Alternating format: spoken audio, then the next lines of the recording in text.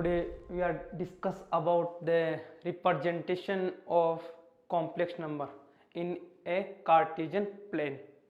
देखिए, suppose that we have a complex number z equal to a plus iota b. Z equal to a plus iota b. A is the real and iota b is the imaginary. ये वास्तविक है और ये काल्पनिक है. अब इस दोनों पॉइंट्स को एक तरह से अपन देखें, इन दोनों नंबर्स को एक प्लेन में रिप्रेजेंट करते हैं. किस तरह करते हैं देखिए, सबसे पहले मैं प्लेन यहाँ पे डिनोट करता हूँ. ये आपका एक्स एक्सिस होता है, ये आपका वाई एक्सिस होता है और दोनों जहाँ कट करती है उसको क्या बोलते हैं, ओरिजिन. तो एक्स एक्सिस, वाई एक्सिस और ये ओरिजिन. एक्स एक्सिस को बोलते हैं रियल एक्स, क्या बोलते हैं, रियल एक्सिस. और वाई को बोलते हैं इमेजिनरी. ये जो वाई एक्सिस है इसको बोलते हैं इमेजिनरी एक्सिस और ये एक्स होता है उसको बोलते हैं रियल एक्सिस. तो अगर मुझे ए कोमा बी को रिप्रेजेंट करना है तो एक तरह से देखेंगे, ए का मतलब ये यहाँ से लेके यहाँ तक का डिस्टेंस ए हो गया और यहाँ से यहाँ तक का डिस्टेंस बी हो गया. इन दोनों को अपन डिनोट करेंगे तो एक पॉइंट आएगा P जिसके कोऑर्डिनेट होंगे ए कोमा बी. ए रियल हो गया, बी आपका इमेजिनरी हो गया. अगर मैं इसको यहाँ से मैच करता हूँ तो ये आपका एक ट्राइंगल बन रहा है जिसका ये डिस्टेंस ए है और ये डिस्टेंस बी है. तो इस तरह से अपन किसी कॉम्प्लेक्स नंबर को एक प्लेन में रिप्रेजेंट करते हैं. इस प्लेन का नाम है आर्गंड प्लेन.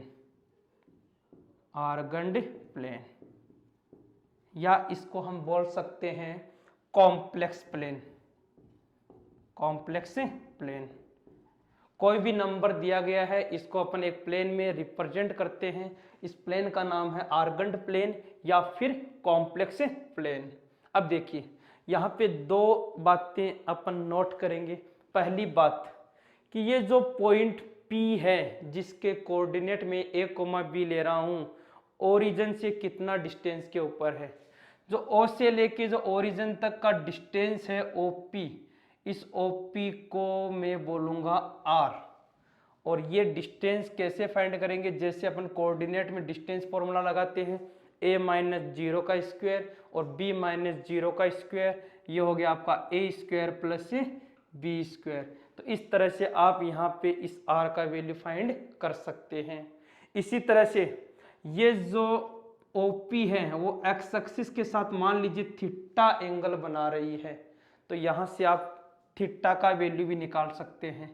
टेन थीटा होता है परपेंडिकुलर अपॉन बेस, मतलब b अपॉन ए.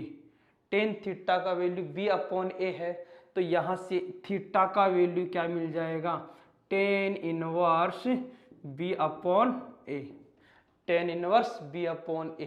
तो इस तरह से किसी पॉइंट को आर्गंड प्लेन में रिप्रेजेंट करते हैं, साथ के साथ में पैरामीटर्स फाइंड करते हैं. और ये जो पैरामीटर है r, ये O से लेके P तक का मैग्नीट्यूड है, वैल्यू है, डिस्टेंस है. और ये जो एंगल थीटा है ये एक्स एक्सिस के साथ में जो एंगल है वो है जिसका वैल्यू है टेन इनवर्स b अपॉन ए. इस तरह से अपन किसी भी कॉम्प्लेक्स नंबर को प्लेन में रिप्रेजेंट करते हैं. इसको बोलते हैं आर्गंड प्लेन में रिप्रेजेंट करना. ओके, अब ये दो पैरामीटर आए अपने पास, एक आया है r और दूसरा आया थीटा. इन दोनों पैरामीटर्स का डिस्कशन करते हैं. तो देखिए, नेक्स्ट हेडिंग शुरू होता है अपना, यस सर, नेक्स्ट हेडिंग शुरू होता है मॉड्यूलस. मॉड्यूलस, मॉड्यूलस किसको बोलते हैं, अगर इसको हिंदी में बात करूं, मैं हिंदी मीडियम के स्टूडेंट देख रहे हैं उनके लिए बता देता हूं, इसको बोलते हैं मापांक. मापांक कैसे निकालते हैं, कोई भी आपको कॉम्प्लेक्स नंबर z दिया हुआ है z, तो इस z का मापांक कैसे निकालते हैं वो देखिए. तो आप यहाँ पे याद रखेंगे डायरेक्टली फॉर्मूला, किसी भी कॉम्प्लेक्स नंबर का अगर आपको मापांक निकालना है तो आपको लिखेंगे mod of z. Mod of z जो कि अभी मैंने फाइंड किया था r, ये मॉड ऑफ z होता है. और ये होता है स्क्वायर रूट ऑफ ए का स्क्वायर प्लस बी का स्क्वायर, मतलब रियल का स्क्वायर प्लस इमेजिनरी का स्क्वायर। अगर आप इस फॉर्मूले को याद रखते हैं तो आप इसको ऐसा भी याद रख सकते हैं, under root of real number का स्क्वायर प्लस इमेजिनरी नंबर, वास्तविक संख्या का स्क्वायर प्लस काल्पनिक संख्या का स्क्वायर, और जो वैल्यू आता है, जो मैग्नीट्यूड आता है, इसको क्या बोलते हैं? मॉड्यूलस। क्या बोलते हैं? मॉड्यूलस। ओके, इसके बाद में एक वैल्यू और है, एक वैल्यू और आती है आर्ग्यूमेंट। आर्ग्यूमेंट या इसको एम्पलीट्यूड बोलते हैं, एम्पलीट्यूड, हिंदी में बोलते हैं कोणांक। क्या होता है? कोणांक। तो आर्ग्यूमेंट, एम्पलीट्यूड, कोणांक क्या होता है, इसका भी डिस्कशन करते हैं। देखिए, अभी अपन ने पिछले आर्गेंट प्लेन में चर्चा करी थी। क्या चर्चा करी थी? कि सर अगर मान लीजिए एक पॉइंट यहाँ पे ये है ए कोमा बी, और ये ए कोमा बी एक्स अक्ष के साथ थीटा एंगल बना रहा है, तो आप लोगों ने थीटा फाइंड किया था, और थीटा का वैल्यू क्या आया था आपके पास? थीटा का वैल्यू आया था theta equal to tan inverse B by A, tan inverse B by A, perpendicular upon base. ये परपेंडिकुलर है बी और बेस है आपका ए, लंब बट्टे आधार। तो यहां से tan इनवर्स का वैल्यू आया था। लेकिन आप कहेंगे जरूरी थोड़ा है सर हर कॉम्प्लेक्स नंबर आपका फर्स्ट क्वाड्रेंट में हो। कई वैल्यू ऐसा होता है, जैसे मान लीजिए ये आपका x पॉजिटिव था, y नेगेटिव था, तो दोनों वैल्यू पॉजिटिव थी। मान लीजिए कोई z इस तरह का आ गया, z equal to minus A plus iota B, तो ये जो नंबर है वो सेकंड क्वाड्रेंट में होगा। अगर मान लीजिए दोनों ही नेगेटिव आ गए इस तरह से, मान लो कोई नंबर ऐसा है माइनस ए माइनस आयोटा बी, ये वाला आ गया, तो ये थर्ड क्वाड्रेंट में हो गया। इसके अलावा मान लीजिए आपका complex number A minus iota B आ गया, तो ये फोर्थ क्वाड्रेंट में हो गया। तो अब कैसे आप फॉर्मूला फाइंड करेंगे? फर्स्ट में, सेकंड में, थर्ड में, फोर्थ में। फर्स्ट में एंगल ये बन रहा था, अगर सेकंड में बनाना है तो ये एंगल आपका ऐसा बन जाएगा। अब थर्ड में बनाते हैं तो एंगल आपका ऐसा बन जाएगा। फोर्थ में बनाते हैं तो एंगल आप ऐसा बन जाएगा। तो ये वैल्यू कैसे निकालते हैं? तो देखिए, ये जो आर्ग्यूमेंट है इसका वैल्यू कैसे निकालते हैं? यस सर, आर्ग्यूमेंट का वैल्यू कैसे निकालते हैं? ध्यान से देखिए, कोई भी आर्ग्यूमेंट है उसका जो वैल्यू है थीटा का वैल्यू आप माइनस पाई से प्लस पाई में फाइंड करेंगे। इसका जो प्रिंसिपल वैल्यू है, प्रिंसिपल वैल्यू है वो माइनस पाई से प्लस पाई के बीच में फाइंड करेंगे। मतलब ये जो अभी आप एंगल मेजर कर रहे हैं इस तरह से, आपका एंगल आप अगर यहां मेजर करना है तो आप इस डायरेक्शन से भी कर सकते हैं। तो प्रिंसिपल वैल्यू जो आएगी वो क्या आएगी? माइनस पाई से प्लस पाई के बीच में।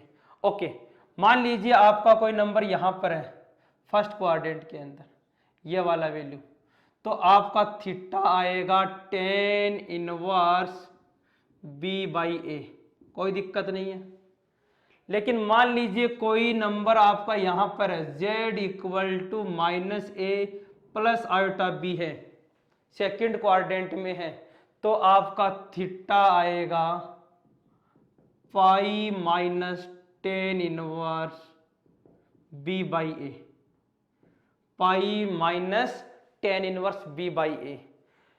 अगर वैल्यू थर्ड क्वाड्रेंट में है, अगर वैल्यू थर्ड क्वाड्रेंट में है, तो अब इधर से मेजर नहीं करेंगे, अब इधर किस तरफ मेजर करेंगे? मान लीजिए यहां पे है कोई वैल्यू, तो यहां पे जो थीटा आएगा, यहां z होगा माइनस ए माइनस आयोटा बी, मतलब दोनों ही नेगेटिव, तो थीटा आएगा आपका यहां पे pi minus tan inverse B by A, tan inverse B by A. लेकिन जो साइन है वो साइन आएगा यहाँ पे नेगेटिव में, तो pi minus tan inverse B by A और आएगा नेगेटिव में, क्योंकि अपन डायरेक्शन क्या ले रहे हैं, उल्टी डायरेक्शन ले रहे हैं।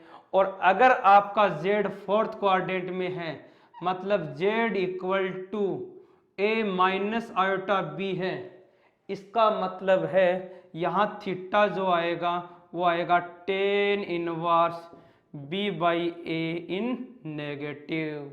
मतलब फोर्थ क्वाड्रेंट में जो आएगा वैल्यू वो नेगेटिव में tan inverse B by A आएगा। दोबारा देखिए, फर्स्ट क्वाड्रेंट में एज इट इज, सेकंड में पाई माइनस, थर्ड में भी pi minus but in negative direction, and fourth में minus tan inverse B by A. इस तरह से अपन किसी भी कॉम्प्लेक्स नंबर का आर्ग्यूमेंट या प्रिंसिपल आर्ग्यूमेंट जिसको बोलते हैं वो फाइंड कर सकते हैं।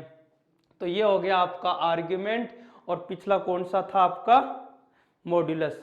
तो किसी भी कॉम्प्लेक्स नंबर का मॉड्यूलस और आर्ग्यूमेंट अपन फाइंड कर सकते हैं। अभी एक छोटा सा एग्जांपल करते हैं। यस, एग्जांपल देखिए, z equal to minus one plus iota root three. यहाँ पे आप देख रहे हैं कि सबसे पहले जो रियल पार्ट है वो माइनस है और इमेजिनरी पार्ट है वो प्लस है। तो ये वैल्यू कौन से क्वाड्रेंट में लाइक करेगी, आप कहेंगे रियल माइनस है इधर और ये प्लस, इसका मतलब सेकेंड क्वाड्रेंट में लाइक करेगा। ये जो पॉइंट है minus one comma root three कहाँ लाइक करेगा, सेकेंड क्वाड्रेंट में लाइक करेगा। तो सबसे पहले निकालते हैं मॉड्यूलस। तो मॉड्यूलस में कोई दिक्कत नहीं है, मॉड्यूलस आप करेंगे mod of Z equal to square root of real number का स्क्वायर, तो माइनस वन का स्क्वायर प्लस रूट थ्री का स्क्वायर, तो आंसर आ जाएगा आपका वन प्लस का थ्री मतलब फोर, और फोर का रूट कितना आ गया, टू। तो इस तरह से किसी भी कॉम्प्लेक्स नंबर का मॉड्यूलस निकाल सकते हैं। इसके बाद में बात करते हैं एंगल, कोणांक, आर्ग्यूमेंट। आर्ग्यूमेंट कैसे निकालते हैं वो देखिए।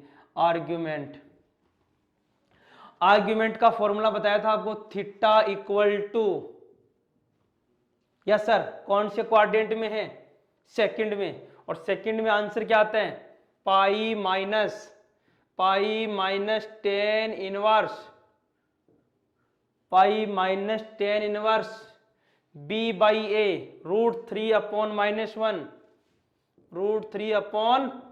वन, मतलब pi minus tan inverse root three. Tan inverse में रूट थ्री वैल्यू किसका होता है, ये होता है पाई बाई थ्री, 60 डिग्री का। तो फाइनली आंसर कितना आ गया, 2 पाई बाई थ्री। कहने का मतलब ये जो पॉइंट है इसका एंगल कितना है, 2 पाई बाई थ्री। ये आपका क्या आ गया, एम्पलीट्यूड या आर्ग्यूमेंट जिसको बोलते हैं, कोणांक जिसको बोलते हैं। तो किसी भी नंबर का मापांक और कोणांक आप इस तरह से ज्ञात कर सकते हैं। तो ये तो बात होगी मापांक और कोणांक निकालने की। ओके, इसके बाद में बात करते हैं, देखिए यस, बात करते हैं पोलर फॉर्म। पोलर फॉर्म क्या होता है, किसी भी कॉम्प्लेक्स नंबर को पोलर फॉर्म में किस तरह से रिप्रेजेंट करते हैं। देखिए, अभी अपन चर्चा कर रहे थे z equal to A plus iota B की। यहाँ पे बताया था ए रियल होता है, बी इमेजिनरी होता है, और इसको अपन ने रिप्रेजेंट किया था एक आर्गेंट प्लेन में इस तरह से। और ये वाला वैल्यू ए था, ये वैल्यू बी था, एंगल थीटा था, इसको हमने आर लिया था, और इस पॉइंट पी को हमने ए कोमा बी लिखा था। ऐसा भी अपन ने किया था पिछले वाले में।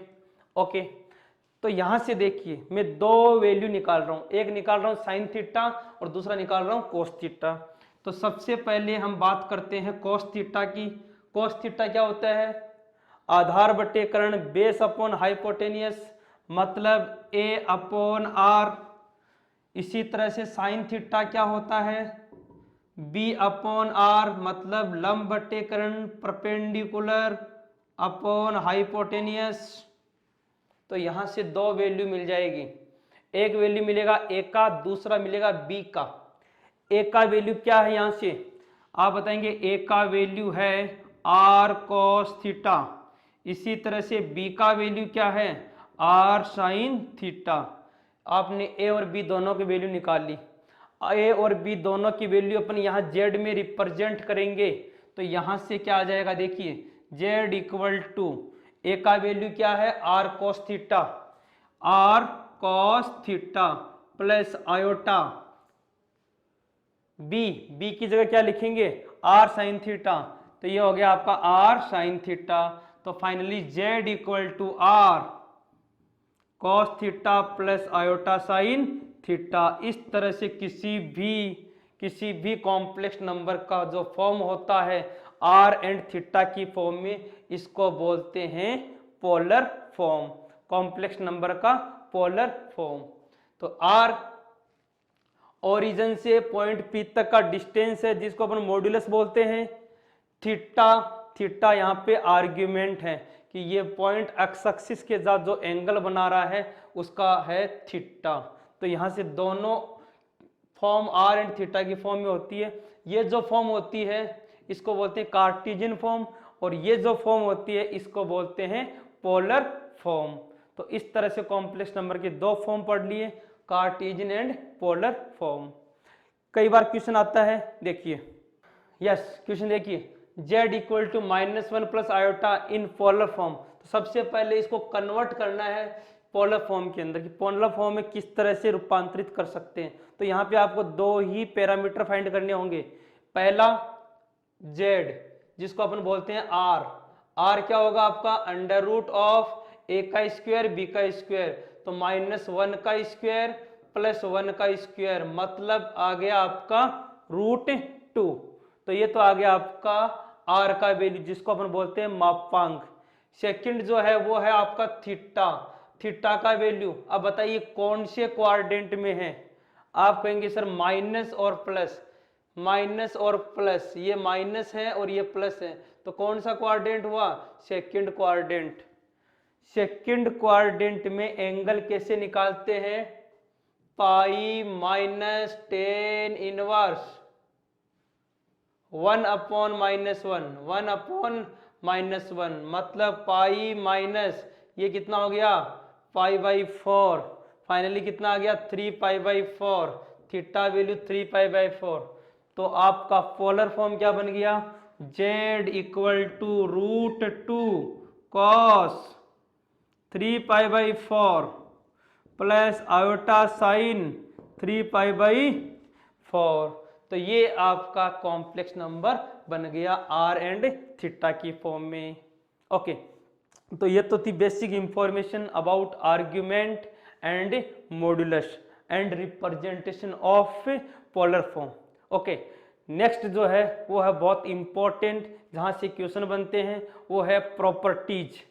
तो प्रॉपर्टीज डिस्कशन करने से पहले एक पॉइंट और बच गया, कॉन्जुगेट डिस्कस करते हैं। देखो यस, कॉन्जुगेट निकालना, संयुग्मी निकालना, किसी भी कॉम्प्लेक्स नंबर का कॉन्जुगेट कैसे निकालते देखिए। मान लीजिए सपोज z इक्वल टू दिया हुआ है a प्लस आयोटा b, तो z का संयुग्मी कॉन्जुगेट ऑफ z, जिसको अपन रिप्रेजेंट करते हैं z बार लगा के, इस तरह से एक बार का साइन लगाते हैं, और इसमें क्या करते हैं आयोटा को रिप्लेस करते हैं माइनस आयोटा से, तो इसका कॉन्जुगेट आ गया a माइनस आयोटा b। मान लीजिए आपके पास में z1 दिया हुआ है -a माइनस आयोटा b, तो z1 का कॉन्जुगेट क्या बन गया -a प्लस आयोटा b। मतलब करना क्या है आपको, आयोटा का साइन चेंज करना है। मान लीजिए z2 गिवन है आपके पास ओनली 2, तो z2 का कॉन्जुगेट क्या हो गया 2, क्यों आयोटा वाला पार्ट है ही नहीं, तो साइन किसका चेंज करोगे। मान लीजिए z3 दे दिया आपके पास -2 आयोटा, तो z3 का कॉन्जुगेट क्या मिल गया प्लस का 2 आयोटा। इस तरह से अपन किसी भी कॉम्प्लेक्स नंबर का संयुग्मी निकालते हैं, क्या करते हैं ओनली आयोटा का साइन चेंज करके। तो ये हो गया आपका कॉन्जुगेट निकालना। इसके बाद में जो इंपॉर्टेंट बात बता रहा था प्रॉपर्टीज, तो अपन क्या क्या प्रॉपर्टी करेंगे। सबसे पहले संयुग्मी का प्रॉपर्टी, मॉड्यूलस का प्रॉपर्टी, इसके अलावा नेक्स्ट जो है वो है आर्ग्यूमेंट का प्रॉपर्टीज। तो तीनों डिस्कस करते हैं और इनसे रिलेटेड क्वेश्चन करते हैं। देखो यस सर, अभी अपन शुरू कर रहे हैं प्रॉपर्टीज ऑफ कॉन्जुगेट, मतलब संयुग्मी के गुणधर्म। इनको डायरेक्टली कैसे कैसे अपन यूज ले सकते हैं।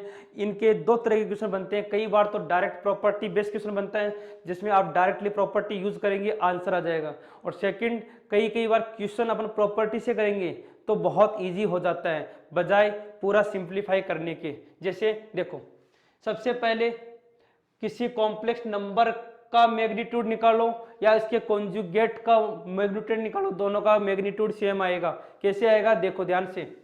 मान लीजिए जेड है आपके पास 2 प्लस का 3 आयोटा, आपने इसका मैग्नीट्यूड निकाला, कितना आ गया 2 का स्क्वायर 4, 3 का स्क्वायर 9, रूट ऑफ 13।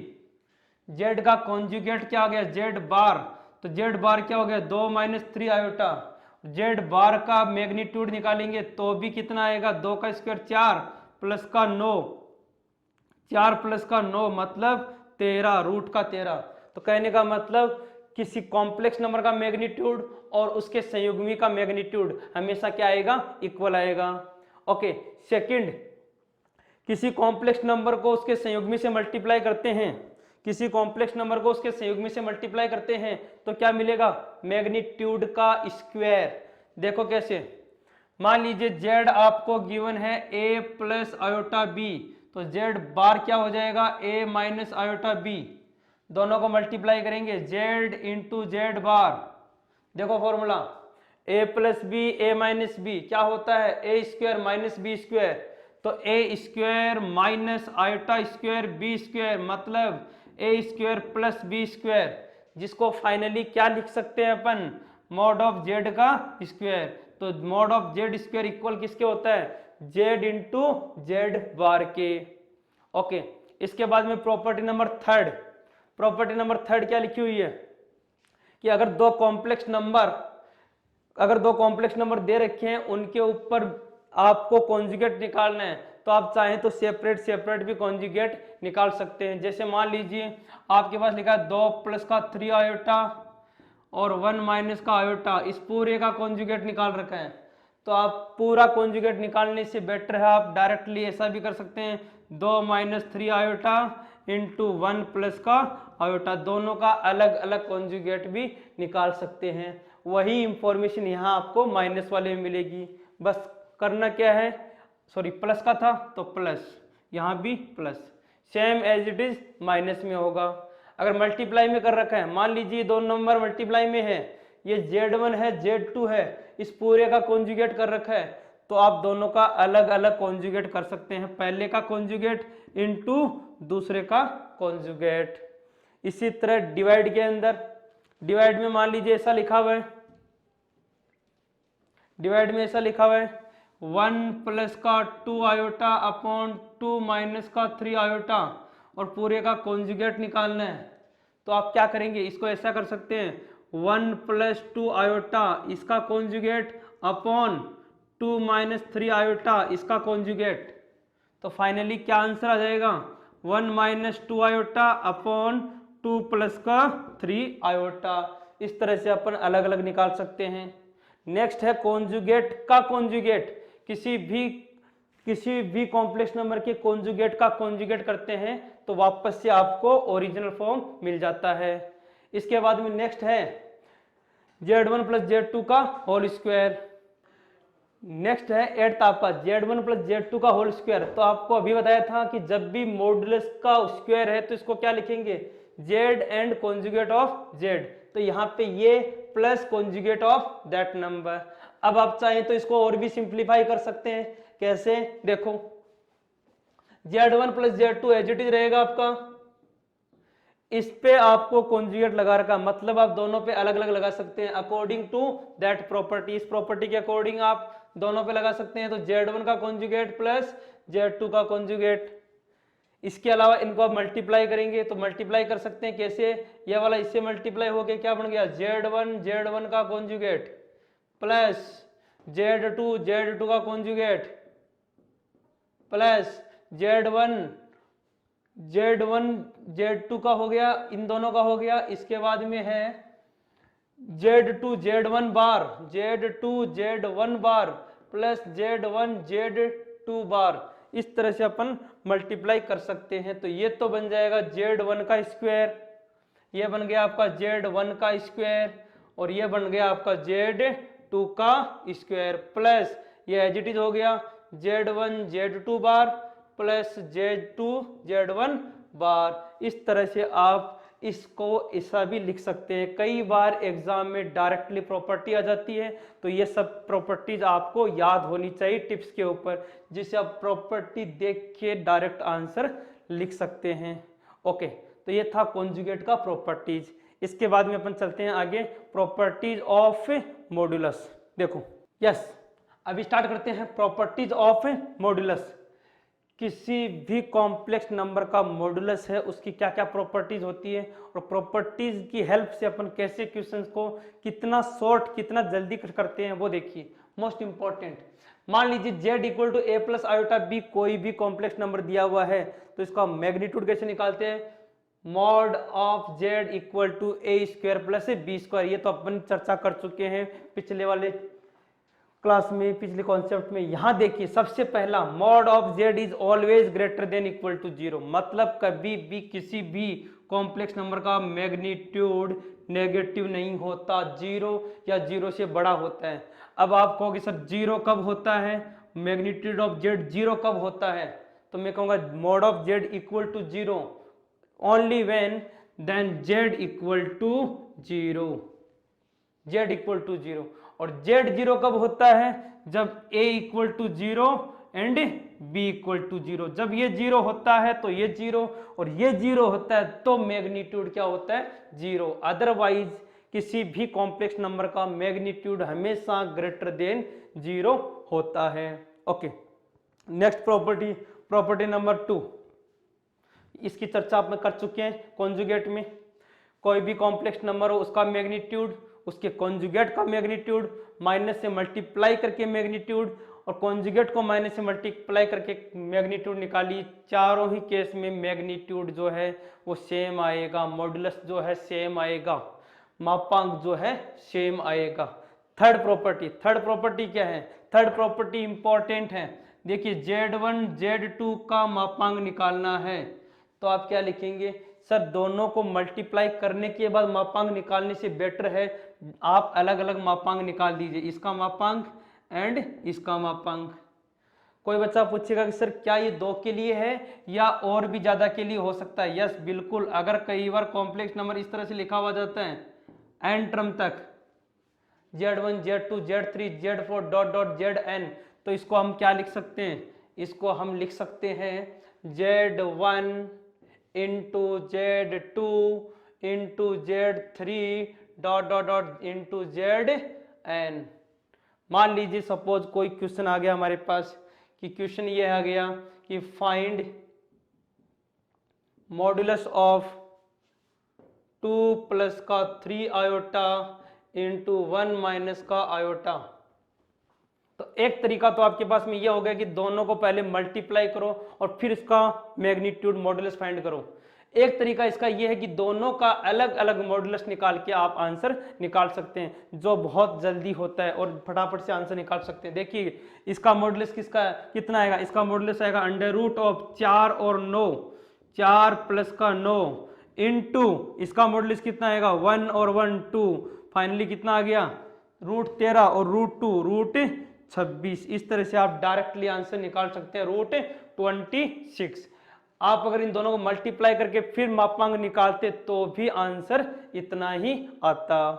ओके, इसके बाद में है नेक्स्ट प्रॉपर्टी, प्रॉपर्टी नंबर 4।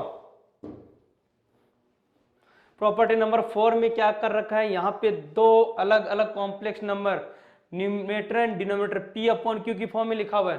तो जब भी कोई complex number P upon Q की फॉर्म में है तो दोनों का अलग अलग डिनोमिनेटर निकाल सकते हैं। ध्यान रखिएगा Z2 should not be 0, denominator 0 नहीं होना चाहिए, बस इतना सा ध्यान रखना है। इसके अलावा आप कर सकते हैं, देखिए कैसे। मान लीजिए आपके पास कोई क्वेश्चन है, find the magnitude of 1 plus का 2 आयोटा अपॉन 1 माइनस का 2 आयोटा। तो एक तरीका तो इसका ये हो गया, रेशनलाइज कीजिए, परमीकरण कीजिए और a प्लस आइटा b का फॉर्म बदलिए, मतलब पहला रियल फिर इमेजिनरी कीजिए और फिर रूट निकालिए। मैं कहूँगा ऐसा करने की जरूरत नहीं है, आप डायरेक्ट कर सकते हैं। कैसे करेंगे direct, 1 plus 2 iota divide by 1 minus 2 iota, ऐसा भी कर सकते हैं। ऐसा करने से क्या होगा, इसका मैग्नीट्यूड मिल गया आपको अंडर रूट ऑफ 1 प्लस का 4 5, इसका कितना होगा 1 प्लस का 4 5, आंसर विल बी 1। तो आप इस तरह से किसी भी नंबर का जब आपका इस फॉर्म में लिखा हुआ है तो आप इस प्रॉपर्टी को यूज करके डायरेक्टली कर सकते हैं। ओके, इसके बाद में देखिए नेक्स्ट प्रॉपर्टी, ये दोनों प्रॉपर्टी जो लिख रखी है बहुत ज्यादा इंपॉर्टेंट है, very very important, very very important, बहुत ज्यादा इंपॉर्टेंट है। देखिए ये ट्राइंगल की प्रॉपर्टीज की तरह है। देखो यहाँ पे क्या है, आप लोगों ने ट्राइंगल में देखा होगा कि समीशन ऑफ टू साइड, दो साइड का समीशन हमेशा थर्ड साइड से ग्रेटर होता है। तो वही कंडीशन यहाँ पे कि दो, एक साइड Z1 है दूसरा Z2, इन दोनों का समीशन इस थर्ड साइड से हमेशा क्या होगा, ग्रेटर होगा, क्या होगा, बड़ा होगा। और यहाँ पे सेकंड कि Z1 और Z2 दो साइड्स का डिफरेंस जो है वो थर्ड साइड से हमेशा क्या होता है, छोटा होता है। तो ये होगी प्रॉपर्टी 5th एंड 6th। ये प्रॉपर्टी डायरेक्ट एग्जाम में पूछी जाती है तो आप इनको याद रख सकते हैं। इसके बाद प्रॉपर्टी नंबर 7, प्रॉपर्टी नंबर 7 क्या है, देखिए मान लीजिए Z आपको गिवन है 2 प्लस का 3 आयोटा और पूछा है कि आप इसका स्क्वायर करके फिर इसका मॉड्यूलस निकालिए, या फिर पूछ ले इसका क्यूब करके मॉड्यूलस निकालिए। इस तरह का क्वेश्चन आ गया तो सबसे पहले आप अगर इसका क्यूब करते हैं a प्लस बी की पावर 3 का फॉर्मूला लगा के फिर मॉड्यूलस निकालते हैं तो बहुत टफ काम हो जाएगा और बहुत ज़्यादा टाइम कंज्यूम होगा। तो टाइम बचाने के लिए आप ऐसा कर सकते हैं, इसको ऐसा भी लिख सकते हैं 2 प्लस का 3 आयोटा की होल पावर 3। अब यहाँ पे मॉड्यूलस निकाल सकते हैं। मॉड्यूलस क्या आएगा, अंडर रूट ऑफ 2 का स्क्वायर 4, 3 का स्क्वायर 9 की पावर 3, मतलब आंसर कितना आ गया 13 की पावर 3/2। तो इस तरह से आप इस प्रॉपर्टी की हेल्प से डायरेक्ट आंसर निकाल सकते हैं जब भी कोई क्वेश्चन इस टाइप का आपके पास आता है। तो इसके बाद में last property 8th number property है कि Z1 प्लस Z2 का स्क्वायर और Z1 माइनस Z2 का स्क्वायर होता है 2Z square Z1 square plus Z2 square.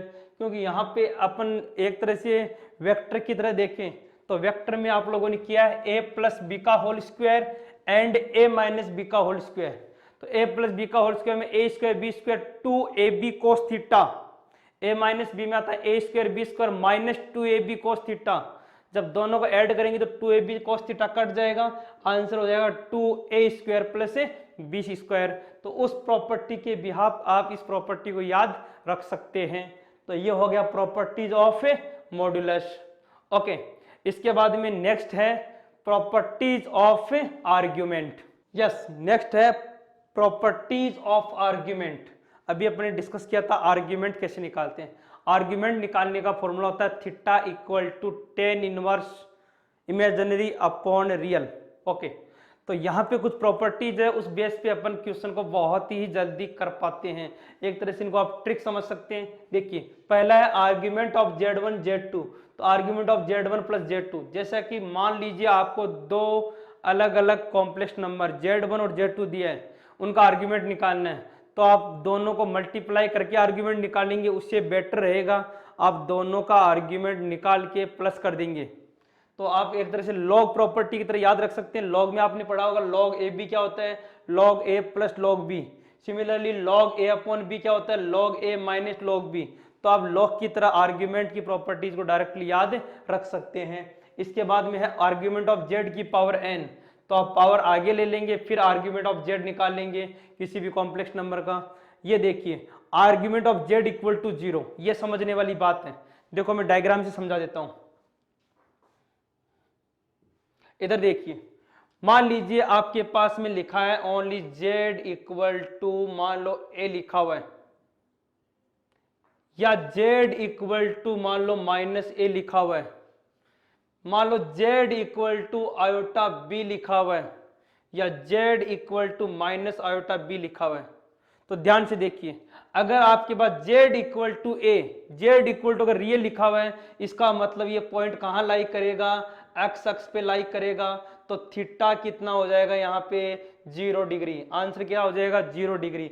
मतलब z इक्वल टू अगर ओनली पॉजिटिव रियल है, देखो ध्यान से, argument of z equal to 0, argument of z 0 कब होगा, जब z क्या है पॉजिटिव रियल, तो यहाँ पे एक क्या है पॉजिटिव रियल।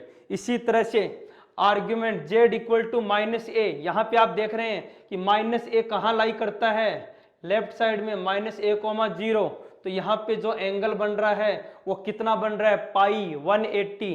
तो यहाँ पे देखो प्रॉपर्टी नंबर ये 6th प्रॉपर्टी, यहाँ पे क्या लिख रखा है, argument z equal to pi, z is negative real number. आप इस तरह से मैं आपको अलग मार्कर से दिखा देता हूँ, ये वाली प्रॉपर्टी देखिए, यहाँ पे argument of z equal to pi, z is negative real, z यहाँ पे क्या है नेगेटिव है, रियल है, तो एंगल क्या बनेगा पाई।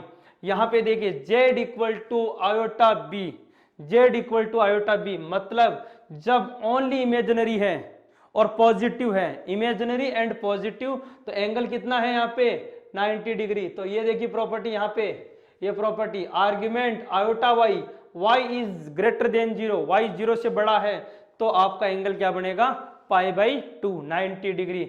इसी तरह से अगर आपका y नेगेटिव है, इस तरह से है, z equal to minus iota b, मतलब नेगेटिव डायरेक्शन में है, तो आपका ये जो एंगल है वो कितना बन जाएगा -90 डिग्री। ये देखिए यहाँ पे -π/2, जब आपका नंबर इमेजिनरी हो, कौन सा हो नेगेटिव इमेजिनरी हो, तो एंगल क्या बनेगा -π/2। तो इस तरह से आप डायरेक्टली एंगल, और ये कुछ प्रॉपर्टीज हैं जहां से आप देख सकते हैं। ये वाली प्रॉपर्टी देखिए, आर्ग्यूमेंट ऑफ z बार को माइनस आर्ग्यूमेंट ऑफ z लिखते हैं, मतलब ये कि कोई नंबर दिया हुआ आपको इस तरह से, कोई नंबर दिया इस तरह से, z दिया हुआ है मान लो a plus iota b, a plus iota b, तो आप अगर इसका आर्ग्यूमेंट निकालते हैं तो कितना आएगा, आर्ग्यूमेंट इसका आएगा tan इनवर्स b/a।